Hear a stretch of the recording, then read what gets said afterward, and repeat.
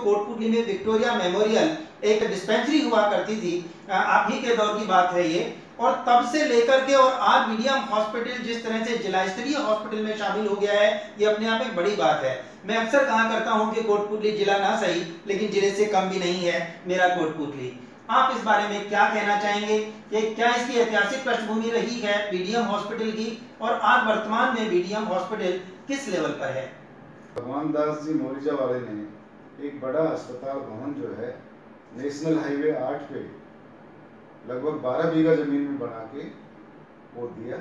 उनको प्रेरणा और उनको प्रोत्साहन श्री मुक्तिलाल जी मोदी के द्वारा दी गई थी, और ये भवन बनने के बाद श्री मुक्तिलाल मोदी जी के प्रयासों से ही राज्य सरकार ने इस जो हमारा जो छोटा अस्पताल था, जो सिटी डिस्पेंसरी थी, उसको इस नए भवन में स्थानांतरित किया था, और इसकी भर्ती रोगियों की बेड की संख्या लगभग 100 थी, और यहाँ पे 100 बेड की संख्या होने के साथ ही बहुत सारे चिकित्सक, पैरामेडिकल स्टाफ, नर्सिंग स्टाफ की यहाँ नियुक्ति हुई, और ये बड़े हॉस्पिटल में जाना जाने लगा। इसके जहाँ तक इसके क्षेत्र की बात करें, ट्रेनिंग एरिया की बात करें, इस हॉस्पिटल से जो है ना, कम से कम 8-10 तहसील के निवासी जब बीमार पड़ते हैं वो इससे लाभान्वित होते हैं, चाहे वो बानसूर हो, बहरोड हो, मंडावर हो। इधर नीम का थाना से लगता हुआ पूरा ये क्षेत्र जो तोरावाटी क्षेत्र है ये है, इधर अपने विराटनगर है, थाना गाजी है, और सापरा का जो है कोटपुतली से लगता हुआ काफी बड़ा भूभाग में निवास करने वाले व्यक्ति इस चिकित्सालय से लाभान्वित हुए हैं। निश्चित रूप से उनको सुविधा हुई है। इन सुविधाओं को, रोगियों की संख्या को देखते हुए राज्य सरकार ने अनेक बार इसकी संख्याओं में वृद्धि की है। 100 बेड से इसको 150 बेड का किया गया है, 150 बेड से 200 बेड का भी हुआ है, और वर्तमान में 250 बेड का जिला स्तरीय हॉस्पिटल है। और इसके साथ ही जिला स्तरीय हॉस्पिटल की जो सुविधाएं हैं वो इसमें सारी सुविधाएं उपलब्ध हैं। जैसे हम बात करें विषय विशेषज्ञों की, तो सभी स्पेशलिटी के डॉक्टर यहाँ पे कार्यरत हैं। जैसे कि मेडिसिन विभाग जो है यहाँ का, इसमें 6 फिजिशियन, एमडी फिजिशियन 6 कार्यरत हैं। बड़ी बात। हम शिशु रोग विभाग की बात करें तो यहाँ पे 5 शिशु रोग विशेषज्ञ कार्यरत हैं। हम सर्जिकल विभाग की बात करें तो यहाँ 5 सर्जिकल स्पेशलिस्ट एमएस सर्जरी कार्यरत हैं। ऑर्थोपीडिक्स की बात करें तो यहाँ 4 ऑर्थोपीडिशियन एमएस ऑर्थो कार्यरत हैं। एनेस्थीसिया की बात करें तो 3 एनेस्थेटिस्ट यहाँ पे कार्यरत हैं। और हम जैसे प्रसूति विभाग या गायनी की बात करें तो यहाँ 5 जो है गायनी विशेषज्ञ एमएस गायनी डॉक्टर यहाँ पे लगे हुए हैं। इसी तरह से रेडियोलॉजी के भी विशेषज्ञ डॉक्टर यहाँ पे हैं। स्किन जो चर्म एवं रति रोग विभाग है उसका विशेषज्ञ भी यहाँ कार्यरत हैं। 1 नहीं 2 विशेषज्ञ कार्यरत हैं। इसी तरह से हम जांच के संदर्भ में पैथोलॉजी की बात करें तो हमारे यहाँ पे 3 पैथोलॉजिस्ट कार्यरत हैं, 2 माइक्रोबायोलॉजिस्ट कार्यरत हैं। मतलब कुल मिला के ये है कि ऐसी कोई स्पेशलिटी नहीं है जिसका स्पेशलिस्ट डॉक्टर इस चिकित्सालय में नहीं हो। आज के दिन इस चिकित्सालय में 54 डॉक्टर, 54 डॉक्टर्स, जिनमें लगभग 90% डॉक्टर्स पोस्ट ग्रेजुएट डॉक्टर्स हैं। ग्रेजुएट डॉक्टर सिर्फ 10% होंगे। 54 डॉक्टर्स कार्यरत हैं। और नर्सिंग स्टाफ की बात की जाए तो हमारे यहाँ पे 22 फर्स्ट ग्रेड नर्सिंग स्टाफ कार्यरत है, और 61 सेकंड ग्रेड नर्सिंग स्टाफ कार्यरत है। यानी बहुत बड़े मेडिकल परिवार को नेतृत्व आप प्रदान कर रहे हैं एज ए पीएमओ। तो बात यदि हम करें कि यहाँ पर आपने बताया कि सभी विशेषज्ञ यहाँ पर मौजूद हैं, और एक कैटेगरी में 5-5, 6-6 लोगों का होना अपने आप में कोटपुतली के लिए एक गर्व की बात है। जहाँ तक बात की जाए कि यहाँ के पैथोलॉजी लैब की हम बात कर रहे हैं, तो कौन कौन सी जांचें यहाँ पर ऐसी हो रही हैं, या मैं ये कहूँ कि जब जांचें संसाधन सारे मौजूद हैं तो बहुत सारी जांचें हो रही होंगी, कौन सी ऐसी जांच है जो हमारे यहाँ नहीं हो रही है? यदि हम उस पर बात करेंगे, थोड़ा समय बचाएंगे हम, तो कौन सी ऐसी जांच है जिसके लिए आज भी यहाँ के पेशेंट को जयपुर जाना होता है? राकेश जी, इस चिकित्सालय में जहाँ तक जांच का सवाल है, सभी तरह की जांचें जो सवाई मानसिंह चिकित्सालय जयपुर में है वो यहाँ उपलब्ध हैं, एक्सेप्ट केवल हमारे यहाँ सीटी स्कैन एमआरआई की सुविधा नहीं है, जो कि अति आवश्यक है, क्योंकि यह चिकित्सालय दिल्ली और जयपुर के बीच में एक सबसे बड़ा चिकित्सालय है जो NH8 पर स्थित है। और यहाँ एक्सीडेंट केस यहाँ से 50 किलोमीटर दूर अगर कोई उत्तर में या दक्षिण में होता है तो वो एक्सीडेंट केस इस चिकित्सालय में पहुंचता है। लेकिन सीटी स्कैन और एमआरआई की कमी की वजह से हमें लगभग 70% केसेज को न चाहते हुए भी सवाई मानसिंह चिकित्सालय जयपुर भेजना पड़ता है, क्योंकि आजकल की परिस्थितियों को देखते हुए अगर कोई संदेह भी है तो संदेह दूर करना आवश्यक है। ये नहीं कि संदेह को जो है हम वेट करते रहें कि अगर स्थिति बिगड़ेगी तो देखेंगे, अन्यथा तो वैसे काम चल जाएगा। नहीं, अगर हमें डाउट होता है कि पेशेंट को हेड इंजरी है या स्पाइनल इंजरी है, इसको कंफर्म करना आवश्यक है, तो उसको हमें तुरंत रेफर सवाई मानसिंह चिकित्सालय जयपुर में करना पड़ता है। हम ये मान सकते हैं कि हमारे काबिल डॉक्टर्स की एबिलिटी उस समय छोटी साबित हो जाती है, बोनी साबित हो जाती है, जबकि संसाधन के नाम पर हमारे पास सीटी स्कैन और एमआरआई जैसी फैसिलिटी नहीं है।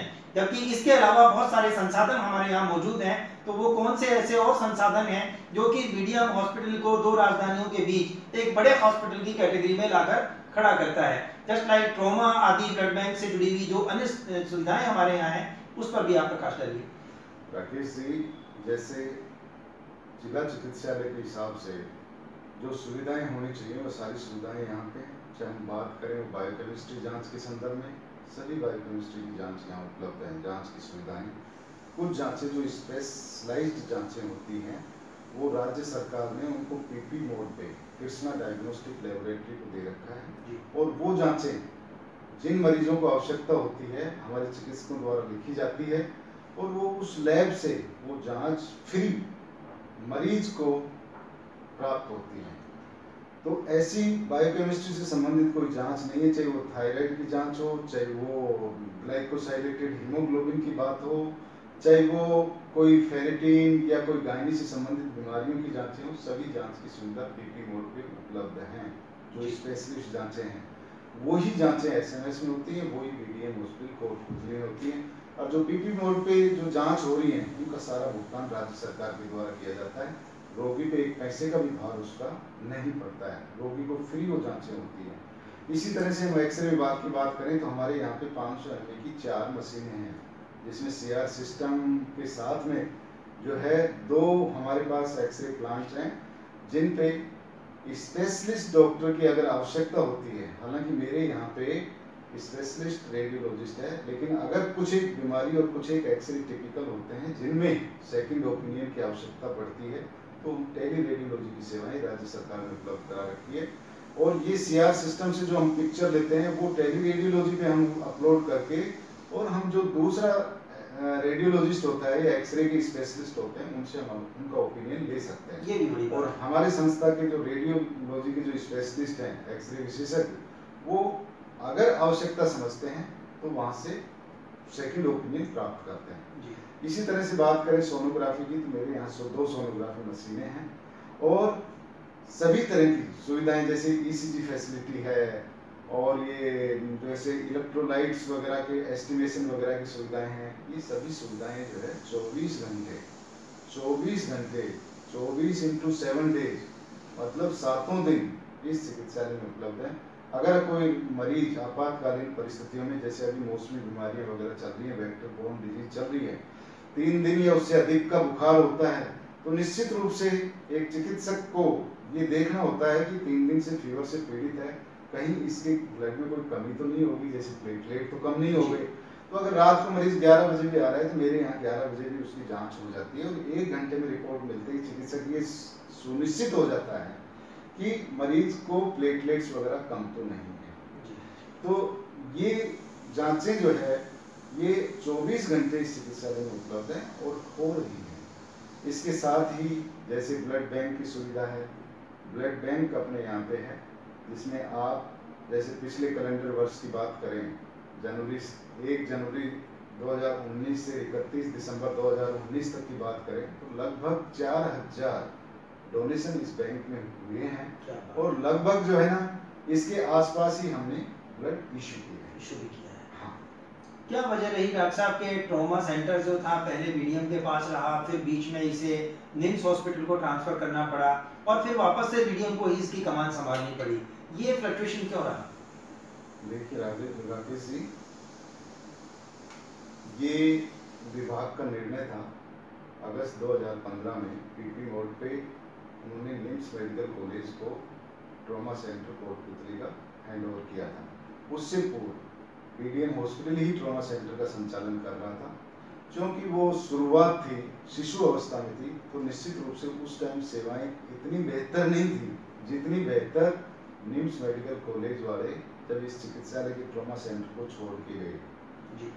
निश्चित रूप से उन लोगों ने जो है काफ़ी सेवाएं दी हैं और मैं उनकी प्रशंसा करता हूं कि उन्होंने काम किया है, उनके रेजिडेंट ने काम किया है, उनके डॉक्टर्स ने काम किया है, ऑनेस्टली काम किया है। और मैं आज आपके चैनल के माध्यम से समस्त मेरे इस क्षेत्र वासियों को ये आश्वासन देता हूं कि निम्स मेडिकल कॉलेज ने एक साल में लगभग 43-44 लाख रुपए भामाशाह बीमा योजना से इस चिकित्सालय की आरएमआरएस को एनरिच किया है। जैसे एक कैलेंडर वर्ष में काम उन्होंने किया है, जीरो पेमेंट पे किया है और जो उन्होंने काम किया है उसके बदले राज्य सरकार से जो भामाशाह बीमा योजना का जो क्लेम था वो संस्था के नाम से किया गया और संस्था को लगभग 43-44 लाख प्रति वर्ष एमआरएस में आता था जी। तो निश्चित रूप से उनकी सेवाएं अच्छी थी। अब किसी कारणवश उनके स्वयं के यूनिवर्सिटी के निर्णय के अनुसार उन्होंने जो है पिछले वर्ष जो है संचालन ट्रॉमा सेंटर के संचालन में असमर्थता जाहिर की। तो हमने ठीक है, कोई बात नहीं, उनका एमओयू 5 वर्ष का था लेकिन उन्होंने 5 वर्ष से पूर्व ही जो है अपनी सेवाएं विड्रॉ करने की इच्छा जाहिर की।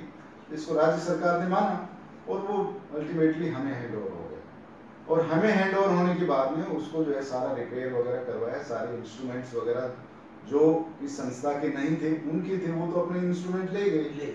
हमने जो इंस्ट्रूमेंट अति आवश्यक थे उनकी उपलब्धता सुनिश्चित की और बड़े ही व्यवस्थित तरीके से ट्रॉमा सेंटर का आज के दिन संचालन हो रहा है।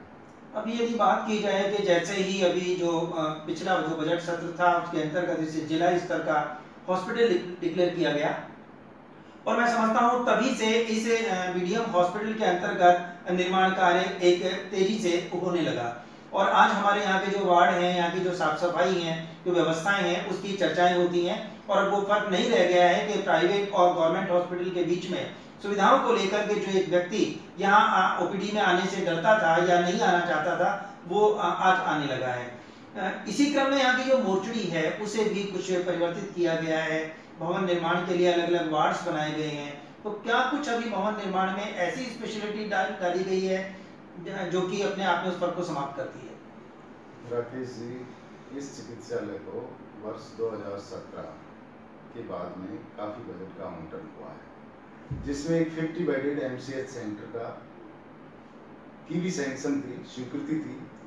वो जिला चिकित्सालय झुंझुनू और कोटपुतली को एक साथ दी गई थी, लेकिन थोड़ी हमारी शिथिलता की वजह से समझिए या ये क्षेत्र जिला नहीं होने की वजह से समझिए, झुंझुनू का जिला चिकित्सालय में एमसीएच सेंटर वो 2018 की शुरुआत में जो है वो रन करने लग गया, सारे स्टाफ की नियुक्ति हो गई, सारी बातें हो गई, लेकिन कोटपुतली को स्वीकृति अवश्य मिली झुंझुनू के साथ में, लेकिन प्रगति नील रही, उसमें कोई प्रगति नहीं थी।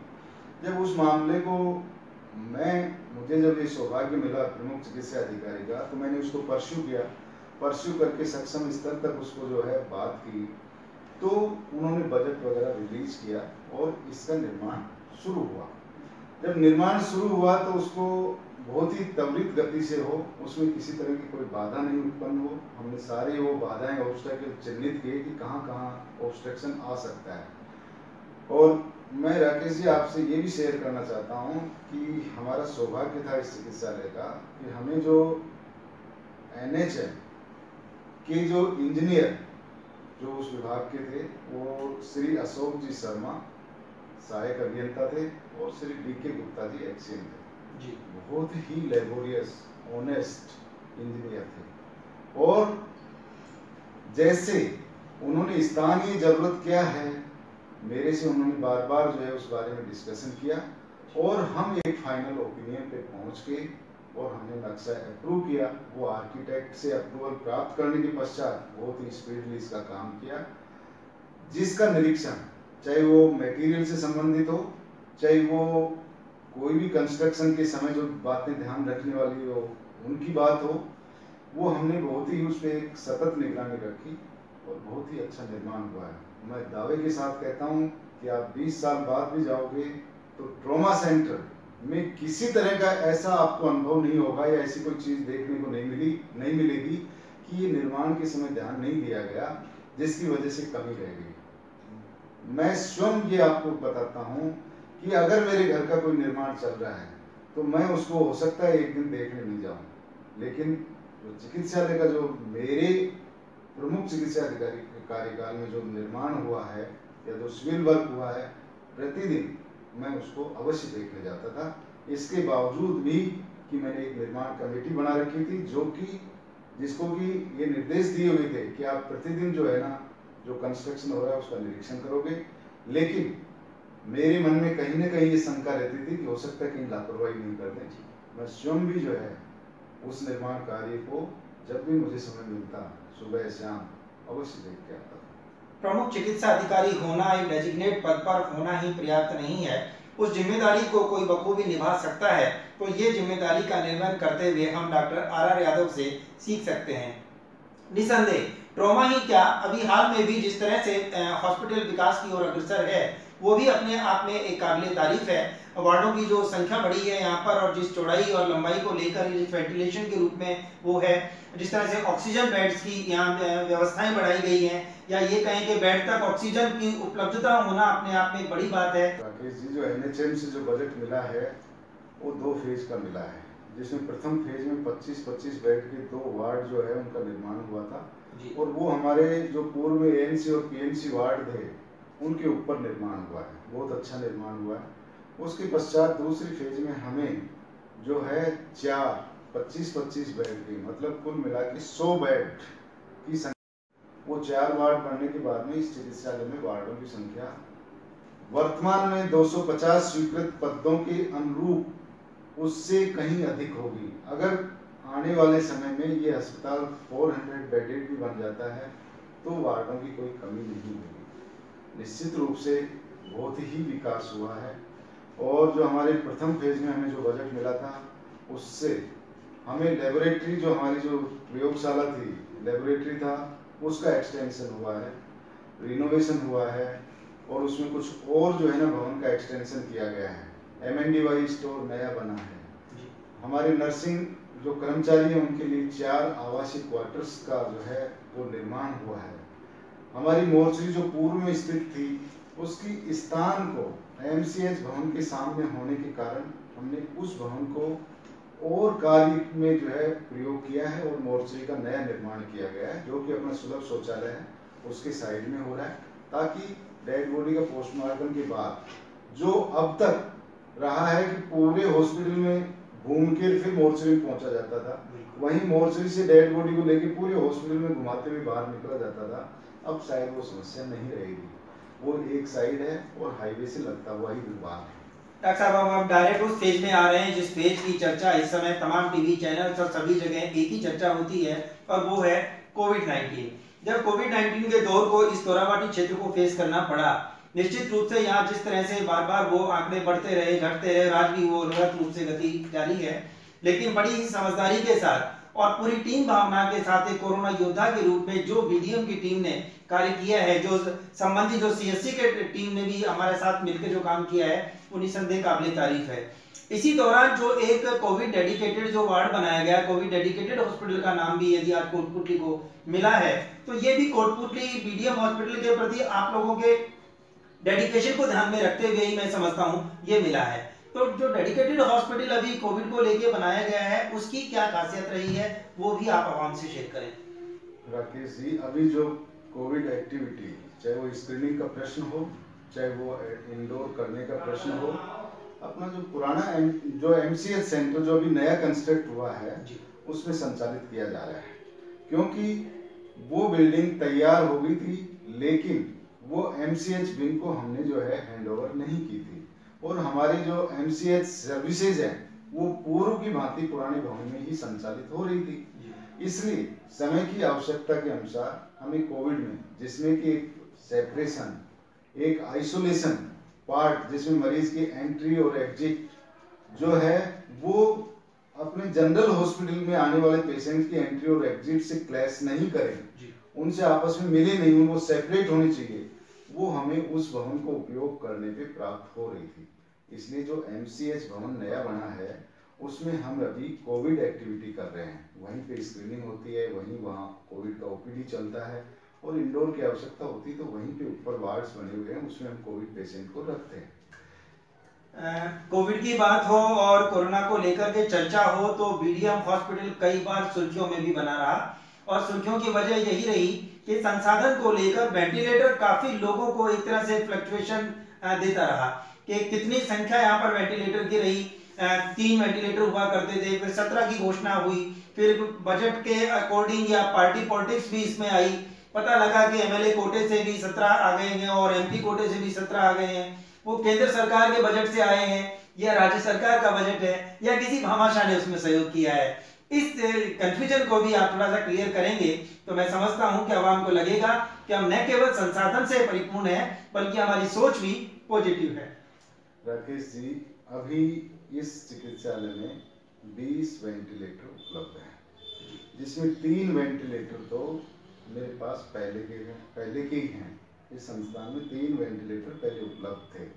उसके बाद में 10 बड़े वेंटिलेटर जो है वो PM केयर्स फंड से आए थे और डायरेक्ट कंपनी ने जो है यहाँ सप्लाई किए। 10 थे या 17 थे? 10 बड़े वेंटिलेटर और 7 थे मिनी वेंटिलेटर, वो भी जो है ना जो है PM केयर्स फंड से ही आए थे और कंपनी ने डायरेक्ट इस चिकित्सालय को ही जो है हैंडओवर किए थे, डिलीवरी इसी चिकित्सालय को हुई थी। तो 3 पुराने थे, 10 बड़े वेंटिलेटर PM केयर फंड से आए थे, 7 mini ventilator PM care fund से आए थे। इस तरह से कुल मिला के 20 वेंटिलेटर हैं।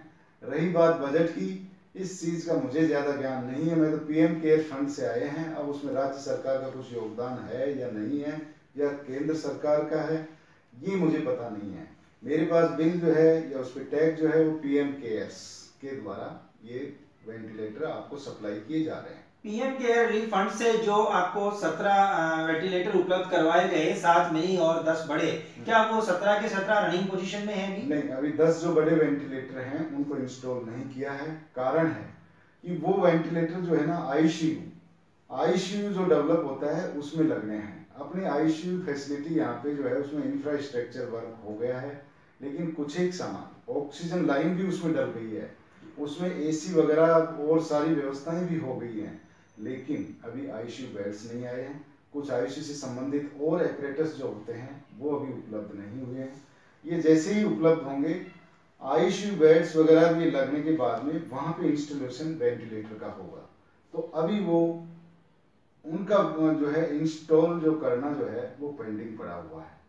यदि बात की जाए BDM हॉस्पिटल के संसाधन को मैनेज करने की, तो गवर्नमेंट फंड के अलावा MRS भी अपने आप में कुछ फंड को एक तरह से डेवलप करती है या उसे बढ़ाने का प्रयास करती है, और आपके कार्यकाल में MRS में काफी कुछ धनागम हुआ है जिसमें सहयोगी रही है, कैंटीन भी उसमें सहयोगी रही है, तो पार्किंग का भी सहयोग पूरा रहता है। इस पर भी थोड़ा सा बताएं कि ये किस तरह से दोनों फैसिलिटी आम जन की सुविधा के साथ साथ MRS फंड को बढ़ाने में सहयोगी रही है। देखो राकेश जी, अभी अपने इंस्ट्रूमेंट या एपरेटस के रख रखाव का जहाँ तक सवाल है, राज्य सरकार ने बहुत अच्छी व्यवस्था कर रखी है। एक उपकरण स्कीम चला रखी है जिसपे KTPL कंपनी ने जो है उसको टेंडर है, जैसे ही सभी इंस्ट्रूमेंट्स जो है हॉस्पिटल के उन पे बारकोड लगा हुआ है, जो भी इंस्ट्रूमेंट नॉन फंक्शनिंग या खराब होता है उस बारकोड की कंप्लेंट जो है ऑनलाइन डाली जाती है और वो कंप्लेंट जो है विदिन 48 आवर्स में दुरुस्त कर दी जाती है। बहुत बढ़िया। मतलब हमारा अगर कोई इंस्ट्रूमेंट खराब है तो वो 48 घंटे के अंदर अंदर ठीक हो जाएगा। अगर by the way company KTPL उसको ठीक नहीं करती है तो उस पर पनिशमेंट पेनल्टी लगना शुरू हो जाता है। तो वो उनकी भी बाध्यता होती है। निश्चित रूप से 95% हमारी कंप्लेंट जो है विदिन 48 आवर्स में KTPL कंपनी जो है सोल्व कर देती है जी।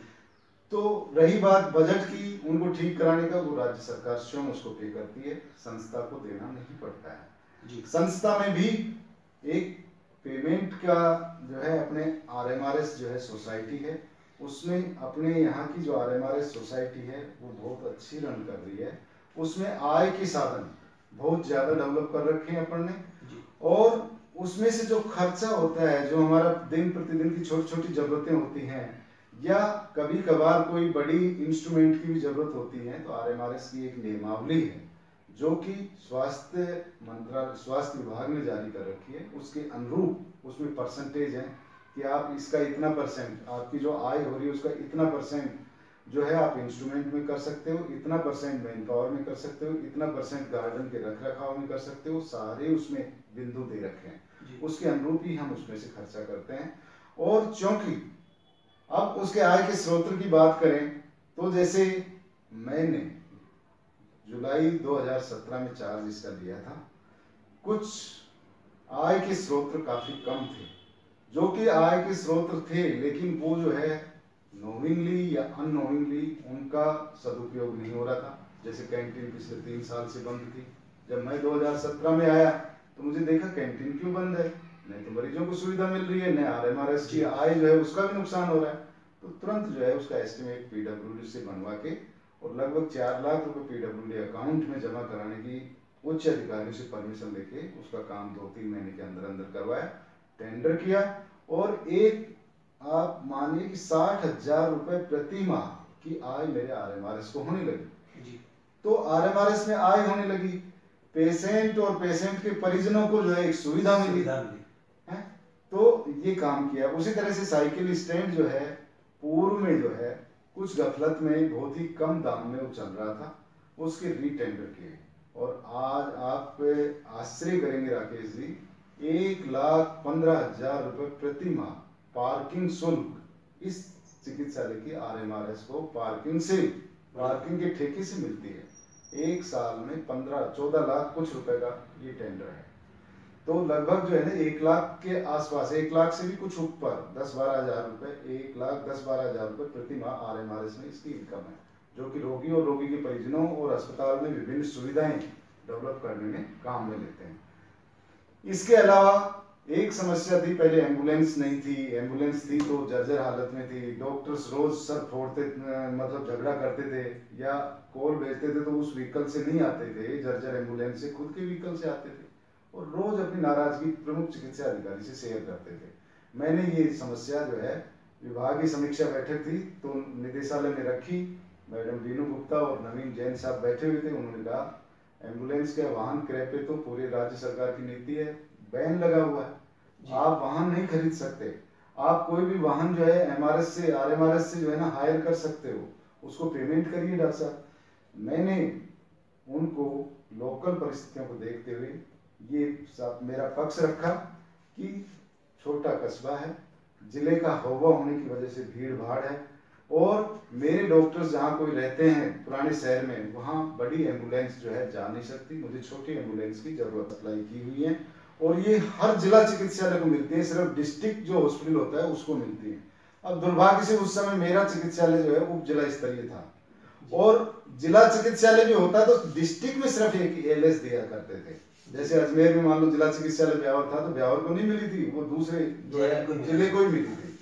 जब मैंने उनको बताया कि ये बात है, मैं यहाँ से 110 किलोमीटर दूर बैठा हूँ, मेरे वहाँ पे ICU फैसिलिटी नहीं है, मरीज बड़ी क्रिटिकल कंडीशन में कार्डियक और ये जो इंजरी वाले पेशेंट आते हैं उनको मैं शिफ्ट करता हूँ, और अगर लाइफ सपोर्टेड इंस्ट्रूमेंट वाली एम्बुलेंस हो तो निश्चित रूप से हम कुछ जीवन बचा सकते हैं जी। उन्होंने उस बात को समझा और उन्होंने कहा डॉक्टर साहब 15 दिन में मैं आपको ALS भिजवा दूंगा, और उन्होंने ALS भिजवाई। ALS के आप लाभ देखिए राकेश जी, ये लगभग करीब 25-30 लाख रुपए का वाहन है जो सभी तरह के जीवन रक्षक उपकरणों से सुसज्जित है और प्रति माह इस ALS को 1,15,000 के आसपास बजट मिलता है, जिसमें उसका रख रखाव है, फ्यूल का है और इस चिकित्सालय से गंभीर स्थिति में मरीज को सवाई मानसिंह चिकित्सालय में फ्री ऑफ कॉस्ट शिफ्ट किया जाता है। लगभग महीने में 20 मरीज ये ALS यहाँ से लेती है और SMS छोड़ के आती है। उसमें 2 ट्रेंड नर्सिंग स्टाफ वो नियुक्ति मिली है ALS में जी। और उनका पेमेंट भी जो है ना राज्य सरकार करती है। इस संस्था पर कोई भार नहीं है। तो हमारे स्थानीय निवासियों को इस एम्बुलेंस की काफी ये बड़ी उपलब्धि आपकी वजह से रही है। कन्वेंसिंग के साथ ही ये चीज मिली है, अन्यथा जिला स्तर के ऊपर तो ये संभव नहीं था।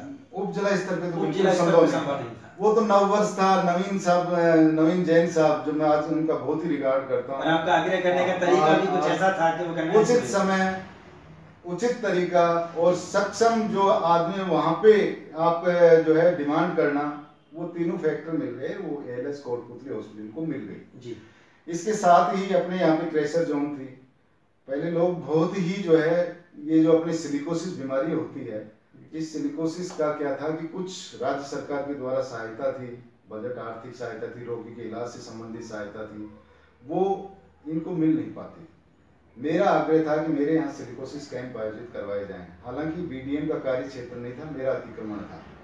ये कार्य क्षेत्र होता है मुख्य चिकित्सा स्वास्थ्य अधिकारी का, लेकिन चूंकि मैं स्थानीय था इसलिए मैंने बार बार जैसे ही जो उचित समय होता, विभागीय समीक्षा बैठक होती जिसमें पूरा राजस्थान बैठा हुआ है पूरे हॉल में और 1 by 1 जो है डिस्ट्रिक्ट की बातें की जा रही हैं, वहां मैंने सिलिकोसिस का मुद्दा उठाया। उन्होंने, आप आश्चर्य करेंगे राकेश जी, सिलिकोसिस वैन कोटपुतली को विशेष जो है अलॉट की और ये सिलिकोसिस वैन जो है लगभग 50 लाख रुपए की कीमत की है और ये एक चलता फिरता प्राथमिक स्वास्थ्य केंद्र है। एक्सरे फैसिलिटी है, इसमें जांच की सारी सुविधाएं हैं। जो हम स्क्रीनिंग के लिए जैसे खनन क्षेत्र या जो क्रेशर जोन्स होती हैं उसमें कार्य करने वाले श्रमिकों को सिलिकोसिस की बीमारी के लिए स्क्रीनिंग करें, वो सारी सुविधाओं से सुसज्जित है। बताइए, एक्सरे भी नहीं है लोगों को कि हमारे यहाँ सिलिकोसिस वैन भी है और इस फैसिलिटी से भी हम लोग जूझ रहे हैं। आए दिन समाचार पत्रों में ये बात तो आती है कि अवैध खनन है, खनन को लेकर सिलिकोसिस से पेशेंट बढ़ रहे हैं, आए दिन वो लोग जयपुर जा रहे हैं, लेकिन उन्हें ये पता ही नहीं है कि सुविधाएं हमारे पास है और वो जयपुर जा भी नहीं रहे। बेवजह का रूमर बना करके इस हॉस्पिटल की छवि को खराब करने का प्रयास भी किया जाता रहा है। तो आपका जो अनवरत रूप से ये जो विकास का दौर जारी रहा, इसको लेकर मेरी उत्सुकता भी बराबर बढ़ती जा रही है, इंटरव्यू भी बहुत आगे बढ़ रहा है, लेकिन मैं चाहूंगा कि आप पहले एक बार अपनी विकास यात्रा को कंप्लीट करें। फिर मेरे पास 3 ऐसे सवाल हैं जो निश्चित रूप से पब्लिक को अभी रोके रखने के लिए पर्याप्त होंगे और वो सुनना चाह रहे होंगे कि अभी वो सवाल क्यों नहीं आए। आप बताएं अभी विकास के क्रम में आगे और कहाँ है। राकेश जी, इस चिकित्सालय में जब प्रमुख चिकित्सा अधिकारी के पद की बात आई तो मैं तो देखो शुरू से ही अपने विषय विशेषज्ञ रहा हूँ, प्रशासनिक अनुभव नहीं था, मुझे थोड़ा सा एक हवा लगता था जी। लेकिन तत्कालीन स्वास्थ्य मंत्री श्री कालीचरण सर्राफ जी के PS ने जब मुझे ये कहा कि डॉक्टर साहब आप प्रमुख चिकित्सा अधिकारी का पद लीजिए, तो मैंने उनको स्ट्रेट फॉरवर्ड एक बार मना किया। मैंने कहा नहीं साहब, मैं तो इस कार्य के लिए पर्याप्त नहीं हूँ, न मुझे कोई प्रशासनिक अनुभव है, मैंने मेरे 25-30 साल की जो भी नौकरी की है मैं तो सदैव एक चिकित्सक के रूप में कार्य किया है, मेरे से संभव नहीं होगा इतनी बड़ी संस्था को चलाना। उन्होंने कहा डॉक्टर साहब कहीं आप अपनी जिम्मेदारी से विमुक्त तो नहीं हो रहे हैं। वो बात मुझे इतनी स्टनिंग की, इतना मुझे वो चोट लगी उससे कि ये तो मेरे को जो है मेरे को चैलेंज वाली सी बात हो गई। तो मैंने उनको कहा ठीक है साहब आप नियुक्ति दे दीजिए, मैं प्रमुख चिकित्सा अधिकारी का पद लेने के लिए तैयार। जब मैंने देखा तो अनेक तरह की व्यवस्थाएं थी। हालांकि पूर्व के जो प्रमुख चिकित्सा अधिकारी थे उन्होंने अपने सूझबूझ और जो अपने विवेक से सब कुछ अच्छा ही अच्छा किया। इसमें ये नहीं कि मैं किसी को दोषारोपण कर रहा हूँ, लेकिन बहुत सारी चीजें थी जो मैं डे बाई डे नोटिस करता था। जैसे अतिक्रमण की समस्याएं थी, लोग जो है बाहर जो है खोखे लगा रखे थे, जो चिकित्सालय संस्था को एक बदनुमा दाग जैसा दिखता था। वहां पे जो है अनावश्यक जो है लोगों की भीड़ रहती थी।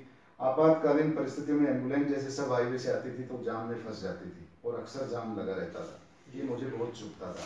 मैंने अनेक बार यहाँ पे जो ब्लॉक स्तरीय मीटिंग हुई उसमें अधिकारियों को भी कहा, पत्र भी लिखे, लेकिन उस पर कोई कार्रवाई नहीं हुई। एक बार माननीय मंत्री महोदय श्री राजेंद्र जी जो है ब्लॉक स्तरीय जो है अधिकारियों की मीटिंग ले रहे थे, उसमें मैंने बड़ी जो है प्रभावी रूप से अपना एक पक्ष रखा। मंत्री बनने के बाद मंत्री बनने के बाद में रखा, तो उन्होंने मेरी इस बात को जो है समझा। और उसी टाइम जो है जिला कलेक्टर महोदय का भी दौरा था। जिला कलेक्टर महोदय श्री वो यादव जी थे, जगरूप सिंह जी यादव, सिंह जी। उनको भी मैंने कहा। उस टाइम नगर पालिका क्या है कि जो हमारी जो पाना देवी जो गर्ल्स कॉलेज है, इसके बराबर बराबर भी कियोस्क काटने के लिए उन्होंने चिन्हित करके और अलॉट कर दिए थे जी। तो वो भी मैंने रखा कि मैं तो अतिक्रमण हटाने के लिए आग्रह कर रहा हूँ, और जिस संस्था का ये दायित्व बनता है कि ये अतिक्रमण जो है ये हटाएं, वो संस्था खुद अतिक्रमण करवाने के लिए आगे आ रही है। कि कैसे? मैंने कहा साहब अभी तो जो है जिला चिकित्सालय जो ये है अपना बीडीएम चिकित्सालय, यहाँ तो अतिक्रमण पूर्णतः है, कहीं कोई जगह नहीं है हाईवे और चिकित्सालय की बाउंड्री के बीच में। और अभी जो है रिसेंटली इन्होंने जो है पाना देवी जो कॉलेज है उसके पास में कियोस्क काटे हैं। तो उन्होंने जब पूछा कि ये क्या है, कहाँ साहब काटे हैं, तो उन्होंने तुरंत उस चीज को रुकवाया और उन्होंने ये कहा कि ये चिकित्सालय के बाहर जो अतिक्रमण है इसको भी हटवाया जाए। लेकिन वो अतिक्रमण हटा नहीं प्रभावी रूप से उस टाइम। तो जब मंत्री महोदय ने जो ब्लॉक स्तरीय मीटिंग ली उसमें जब विपक्ष रखा तब उन्होंने बहुत ही जो है चेतावनी भरे लहजे में अधिकारियों को कहा कि अतिक्रमण हटना चाहिए। अब वो अतिक्रमण हट गया। फिर उन्होंने मुझे भी एक निर्देश दिए कि डॉक्टर साहब दोबारा अतिक्रमण नहीं हो, ऐसी व्यवस्था आपको करनी पड़ेगी। अभी मेरे लिए चुनौती होगी तो मैं जैसे ही अतिक्रमण हटा मैंने उस भूभाग को जो है जो गर्डर्स होते हैं जो हाईवे के गर्डर्स थे उनसे वो करवा के फेंसिंग करवाई, उसमें मिट्टी वगैरह डलवा के घास और पौधारोपण करवाया। और आज आप देखो राकेश जी, अगर इधर से कोई गुजरता है तो निश्चित रूप से वहां पे एक बार नजर पड़ती है कि यार ये क्या है। लेकिन डॉक्टर साहब ये तो आप मानेंगे कि जहां आपने वो फिनिशिंग करवाई है, वो लॉन डेवलप कर दिया है आपने, अच्छी बात है, अनावश्यक लोगों का जमावड़ा नहीं है, अतिक्रमण नहीं है, लेकिन रोड तो छोटा हुआ है। सर्विस लाइन की जो चौड़ाई थी वो चौड़ाई कहीं बाधित हुई है। हम उन एलिमेंट्स को रोकने के लिए हमने भी उस जगह की चौड़ाई को कम किया है और संभवतः दोनों गेटों के बीच में तो गार्डन डेवलप हुआ, वहां तो कोई अतिक्रमण नहीं है। लेकिन जो पहला गेट पाना देवी की तरफ से लगता है वहां आज भी अतिक्रमण का हिसाब जो का त्यों बढ़ता हुआ देखा जा सकता है। उसके लिए क्या कोई कदम आपने उठाया? राकेश जी, वो जो आप बता रहे हैं कि उत्तर दिशा में जो गेट के पास जो खोखे वगैरह वो लगे हुए हैं, वो चिकित्सालय की बाउंड्री, चिकित्सालय की उसमें नहीं है। चिकित्सालय से लगते हुए सब हाईवे और चिकित्सालय की बाउंड्री के बीच की जगह नहीं है।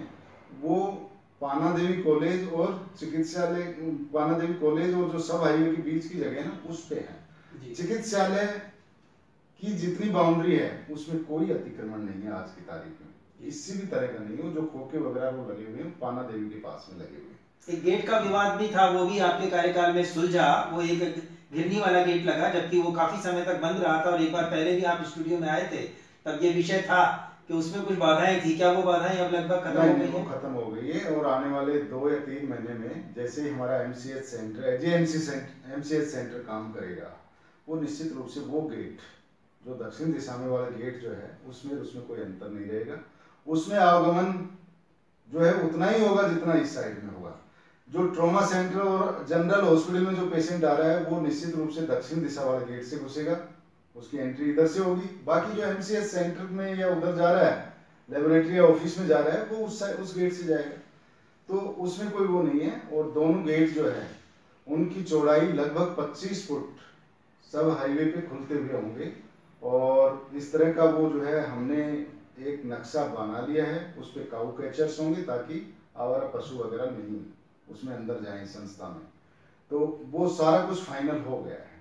डॉक्टर साहब, कोविड की अभी वर्तमान स्थिति क्या है?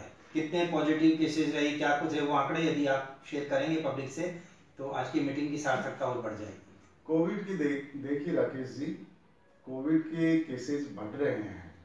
और अपने इस क्षेत्र की बात करें, अब ये चिकित्सालय और ये कोविड सेंटर जो है सिर्फ कोटपुतली भूभाग को ही तो सेवाएं देता नहीं है, और भी तहसील के हैं। तो यहाँ कोविड पॉजिटिव पेशेंट्स जो आए हैं उनकी संख्या और क्षेत्रों की बजाय ज़्यादा है। लेकिन अभी जो है उनको जो उनका जो सेवाएं दी जानी चाहिए, चाहे वो एजुकेशन से संबंधित हो चाहे इलाज से संबंधित हो, समुचित व्यवस्था हमने यहाँ कर रखी है।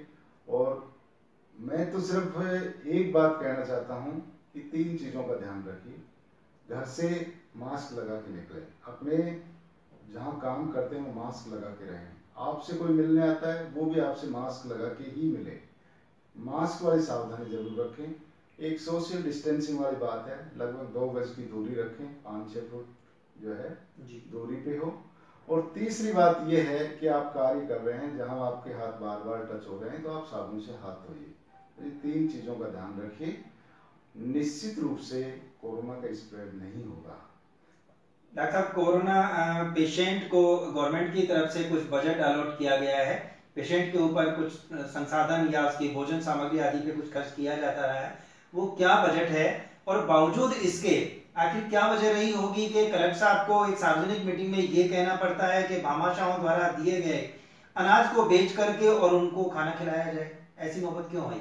देखिए इंदौरिया जी, ऐसा है, कोरोना से संबंधित जो है इस चिकित्सालय को, जहां संसाधनों की अपन बात करें, वो तो कोरोना के नाम पे काफ़ी संसाधन जो है प्राप्त हुए हैं। जैसे एक सेंट्रल ऑक्सीजन सप्लाई है या ऑक्सीजन जो पाइपलाइंस हैं, वो कोरोना के कारण ही जो है चिकित्सालय में लगे हैं। अभी 140 बेड हमारे पास ऑक्सीजन बेड है, जिन पे जो है ऑक्सीजन जो है जनरेटर प्लांट लगा है, उसमें थोड़ा सा काम बाकी है। वो काम थोड़ा सा होते ही जो है ना, हम उसको प्रोडक्शन चालू हो जाएगा और हमारी बेड्स पे 140 बेड्स पे जो है ऑक्सीजन की सप्लाई की निरंतरता हमेशा बनी रहेगी। 24 घंटे जब भी जरूरत हो मरीज को लगा दिया, जरूरत नहीं है बंद कर दिया। तो वो शुरू होने वाला है, अभी शुरू नहीं हुआ है जी, उसमें थोड़ी कमी है। इसी तरह से ये सब कोरोना की देन है जी, अदरवाइज इतना बजट जो है कभी ऑक्सीजन लाइन के नाम पे नहीं मिल पाता। दूसरी बात, जैसे और संसाधन हैं, जैसे पीपी किट वगैरह हैं, ग्लव्स हैं, मास्क हैं, ये सब हमें मिल रहे हैं। दवाइयाँ हैं, जैसे दवाइयों का हम ये वो करें कि जैसे एंटीवायरल दवाई है, रेमडेसिविर जो है, हमारा पेरेंटल कॉलेज जो है एसएमएस है, एसएमएस में वो दवाइयाँ रखी हुई हैं। आप जो भी रोगी भर्ती होता है, नीड होती है, आप जो है अपना आदमी भेजिए, दवाइयाँ मंगवाइए, चालू कीजिए जी। तो वो दवाइयों की उपलब्धता कोरोना की वजह से हुई है, जो कि काफ़ी महंगी दवाइयाँ हैं। इसी तरह से अभी जैसे राज्य सरकार ने कोरोना, यहाँ पे मरीजों की संख्या और इस क्षेत्र की एक भौगोलिक स्थिति को देखते हुए कोरोना जांच की लेबोरेटरी यहाँ पे सैंक्शन की है, जिसके लिए करीब 4 करोड़ 87 लाख रुपए मिले हैं अपने को, जिसमें 85 लाख रुपए के इंस्ट्रूमेंट खरीदे जाएंगे, वो एसएमएस मेडिकल कॉलेज खरीद के और वो अपने को देगा। उसी तरह से लगभग 20 लाख रुपए जो है इंफ्रास्ट्रक्चर के नाम से, मतलब कोविड लैब की जो है वो अपने जो है सिविल वर्क करवा सके, उसके मिले हैं। और लगभग 3 करोड़ 67 लाख रुपए जो है वो हमें जो उनके और जो रिएजेंट्स वगैरह वो हैं, कंज्यूमेबल्स जिनको अपन बोलते हैं, उनके लिए मिले हैं। इस तरह से 4 करोड़ 87 लाख रुपए मिलना और नई लैब की स्थापना होना, निश्चित रूप से इस क्षेत्र और इस भूभाग से लगते हुए जो दूसरी तहसील है उनके निवासियों को बहुत लाभ मिलेगा। और जो रिपोर्ट हमारी जो 24 घंटे में नहीं आती, 48 घंटे भी लग जाते हैं, 72 घंटे भी लग जाते हैं, वो जो डिले होता है, जिसके कारण हम मरीज को एक उचित समय पे जो हमें सलाह देनी चाहिए या उसको बताना चाहिए, वो नहीं बता पाते, इलाज शुरू नहीं कर पाते, उसमें एक त्वरित गति से हम उसको इलाज दे पाएंगे। मीडिया ने काफी कुछ इस बात को हाईलाइट भी किया है कि यहाँ जांच लैब स्थापित हो गई है शब्द का इस्तेमाल किया गया है, करोड़ों का बजट आ गया है, ये हेडलाइंस बनी है। तो आपको क्या लगता है, वो सारी चीजें स्थापित होकर के बजट रिसीव हो गया है या आने वाले समय में इसमें कुछ समय लगेगा और कब तक ये लैब फैसिलिटी हमें प्राप्त हो जाएगी? देखिए राकेश जी, अभी लैब शुरू नहीं हुआ है, लेबोरेटरी की स्वीकृति मिली है, वित्त विभाग से वित्तीय स्वीकृति जारी हो गई है और जहां बजट जाना है, जैसे 3 करोड़ 67 लाख के कंज्यूमेबल्स परचेज की बात है या 85 लाख रुपए के इंस्ट्रूमेंट परचेज करने की बात है, वो एसएमएस मेडिकल कॉलेज परचेज करेगा। वो अपने उसमें पीएमओ या यहाँ का कोई वो नहीं है, दखलंदाजी नहीं है। 2020 में क्या संभावनाएं हैं? निश्चित रूप से चालू हो जाएगी। क्या हर एक चिकित्सक उस भावुक पल को अपनी आंखों में कैद करना चाहेगा? ये हम दो गुरु भाई कहें या ये माने कि डॉक्टर एमपी शर्मा साहब का आशीर्वाद के आप जिस जज्बे से जुड़े हैं, उसी क्रम को मैं भी चैनल के माध्यम से बढ़ा रहा हूं, ये बढ़ता रहे, ये क्रम अनवरत रूप से जारी रहे। आपका पुण्य आभार, धन्यवाद। कोटपुतली शहर में पहला निजी hospital blood bank centre unit of Shri Krishna hospital, Delhi Jaipur, national highway 8, Kotputli Jaipur. अब घर बैठे मंगवाएं अपना मनपसंद खाना अपने फेवरेट होटल आरटीएम से। आज ही डाउनलोड करें home restro app Google Play Store से और पाएं शानदार डिस्काउंट। होटल आरटीएम 30 सालों से आपकी सेवा में।